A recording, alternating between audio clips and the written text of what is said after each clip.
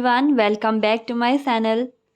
আজি মোৰ এই ভিডিঅ'টোত কেকটাছ এজোপা কেনেকৈ ৰিপৰ্ট কৰিব লাগে তাৰ বিষয়ে জনাব লৈছোঁ।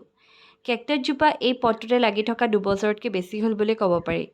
আপোনালোকে দেখিছে দুজোপা প্লান্ট একেটা পটতে থকাৰ কাৰণে বাহিৰলৈ অলপ অসুবিধা হৈছে। সেয়েহে ভাবিছোঁ এই ডাঙৰ প্লান্টজোপা আজি ৰিপৰ্ট কৰি দিওঁ। মই ইয়াৰ কাৰণে চেৰামিক পট এটা ইউজ কৰিছোঁ। কেকটাছজোপা ডাঙৰ দেখি আপোনালোকে কেতিয়াও বেছি ডাঙৰ পট ইউজ নকৰিব, কাৰণ কেকটাছ এজোপা খুবেই শ্ল' গ্ৰ'য়িং প্লেণ্ট হয় আৰু লগতে ইয়াৰ শিপাবোৰ বাঢ়িবলৈ বহুত সময় লাগে। আমি ডাঙৰ পট ইউজ কৰিছোঁ বুলি তাৰ কাৰণে বেছিকৈ পানী সাৰ ব্যৱহাৰ কৰিম আৰু এই অধিক পায়ে কেকটাছজোপা বেয়া হ'বলৈ আৰম্ভ কৰিব। সেয়েহে পটটো সদায় সৰু ইউজ কৰক। মোৰ পটটো অৱশ্যে ক'ব গ'লে ডাঙৰেই হৈছে। যেতিয়া মই ইয়াত পানী বা ফাৰ্টিলাইজাৰ পিছলৈ ব্যৱহাৰ কৰিম, সাৱধান হৈ ব্যৱহাৰ কৰিব লাগিব। বিগিনাৰ্ছসকলে সদায় সৰু পটবোৰ ইউজ কৰক, তেতিয়া কেকটাছজোপা কেয়াৰ কৰিবলৈ ইজি হৈ পৰিব। এতিয়া ছইল মিক্সটো কেনেকুৱা ধৰণৰ ব্যৱহাৰ কৰিলে ভাল হ'ব সেয়া কথালৈ আহোঁ।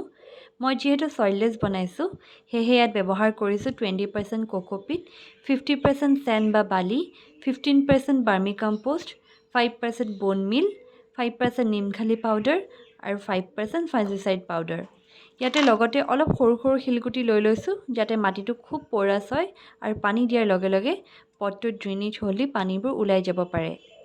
এতিয়া সকলোখিনি ভালদৰে মিক্স কৰি পটটোত ফিল কৰি ল'ম। কেকটাছজোপা পটটোৰ পৰা ওলাই ল'ম আৰু এটা কথা মন কৰিব, কেকটাছজোপাৰ মাটিখিনি ৰিপৰ্টিং কৰাৰ আগত যাতে শুকাই থাকে। কালি যদি আপুনি ইয়াত পানী ব্যৱহাৰ কৰিছে, আজিও ৰিপৰ্টিং কৰিম বুলি নাভাবিব। অলপমান শুকাই ল'বলৈ দিব, তাৰপিছতে ৰিপৰ্ট কৰক। এয়া মই কেকটাছজোপা উলিয়াই ল'লোঁ পটটোৰ পৰা। খুব সাৱধানে এয়া কাম কৰিব, কাৰণ ডালবোৰ ভাঙি যোৱাৰ চান্স থাকে। মই দুইজোপা প্লান্ট এতিয়া ছেপাৰেট কৰি লৈছোঁ। এয়া দেখিলেইনে, ডাল ভাঙিলেই। সৰু কেকটাছজোপা মই আগৰ পুৰণা পটটোতে লগাই দিম বুলি ভাবিছোঁ। প্ৰথমতে ইয়াত থকা পুৰণা মাটিখিনি উলিয়াই নতুন মাটি মই ফিল কৰি ল'ম।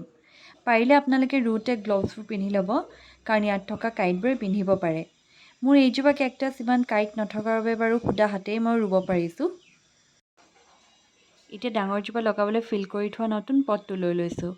ভিডিঅ'বোৰ কৰি থাকি ৰুবলৈ অলপ অসুবিধা, সেইবাবে ফাৰ্ষ্টতে লগাই লৈ আপোনালোকক দেখাই আছোঁ। মই লগাই ল'লোঁ কেকটাছ দুজোপা। মাটিখিনি কেতিয়াও ওপৰলৈকে ফিল নকৰিব পটটোত।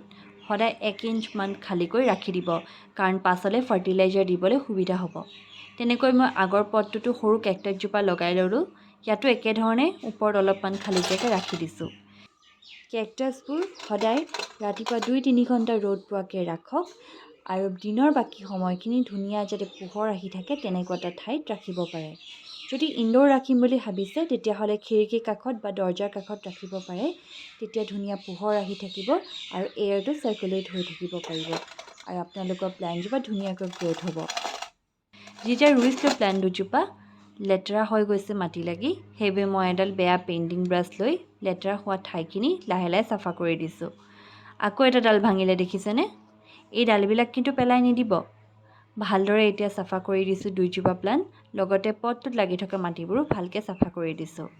আপোনালোকে পাছলৈও এনেদৰে চাফা কৰিব পাৰে। ইয়াত কোনো ধৰণৰ কাপোৰ বা পানীৰ ফ'ৰ্চ দি চাফা নকৰিব। ইয়াৰ সলনি আপোনালোকে টিশ্যু পেপাৰ দি চাফা কৰিব পাৰে। তেতিয়াও ধুনীয়াকৈ চাফা হৈ যায় আৰু দেখিবলৈ খুব ধুনীয়া লাগিব চাফা হৈ থাকিলে। এই যে ভাঙিছিলে ডালকেইটা, এতিয়া এই প্ৰপগেশ্যন কৰা পটটোতে লগাই দিম। মই ইয়াতে বানি কেকটাছ, ছাকুলেণ্টৰ পাত, সেইবোৰ লগতে প্ৰপগেট হ'বলৈকে লগাই থৈ দিছোঁ। লগতে আৰু এটা পট আপোনালোকক দেখাওঁ। ইয়াতো একেই কেকটাছে ডালে লগাই ৰাখিছোঁ। দেখিছেনে ইমান ধুনীয়াকৈ জি উঠিছে। যেতিয়া আৰু ভালকৈ ডাঙৰ হৈ যাব, ইয়াৰ পৰা উলিয়াই পিনি নতুনকৈ মই এজোপা প্লান্ট পাব পাৰিম।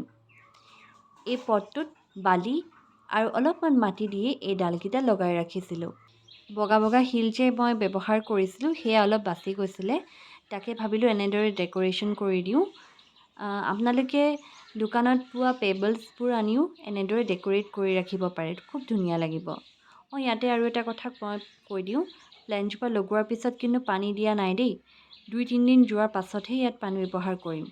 বেলেগ প্লেণ্টৰ নিচিনাকৈ কেকটাছবোৰ লগোৱাৰ লগে লগে পানী ব্যৱহাৰ কৰিব নালাগে, বেয়া হৈ যোৱাৰ চান্স থাকে। প্লেণ্টজোপা 2 দিনমান ষ্টেবল হ'বলৈ দিয়ক, তাৰপাছতহে ইয়াত পানী ব্যৱহাৰ কৰিব। পানী দিওঁতে অকল মাটিখিনিত দিব, ইয়াৰ ডালবোৰত যাতে পানী ব্যৱহাৰ নকৰে। মাহত এবাৰকৈ ফাঞ্জিচাইড আধা চামুচ লৈ পানীত ঘুলি ইয়াত স্প্ৰে কৰি দিব পাৰে, তেতিয়া প্লেণ্টজোপা আপোনালোকৰ হেল্ডি হৈ থাকিব। কেকটাছবোৰ একদম ল' মেইনটেনেঞ্চ প্লাণ্ট হয়। আপোনালোকে ইয়াত ফাৰ্টিলাইজাৰ ঘনে ঘনে দিয়াৰ কোনো প্ৰয়োজন নাথাকে। দুমাহতো যদি আপোনালোকে এবাৰ দিব পাৰে তেতিয়াই যথেষ্ট হৈ যায়। 1 মুঠিমান বাৰ্মি কম্প'ষ্ট লৈ পটটোৰ ছাইডে ছাইডে ছিটিয়াই দিব, তেতিয়াই যথেষ্ট হৈ যাব এই প্লেণ্টজোপাৰ কাৰণে। আশা কৰিছোঁ আজি মোৰ এই ভিডিঅ'টো চাই আপোনালোকে ভাল পাইছে আৰু কিবা এটা শিকিব পাৰিছোঁ বুলি যদি ভাবিছে তেন্তে মোৰ এই ভিডিঅ'টো লাইক, শ্বেয়াৰ আৰু কমেণ্ট কৰি দিব। লগতে ছাবস্ক্ৰাইব কৰি থৈ যাব। থেংক ইউ ফৰ ৱাচিং।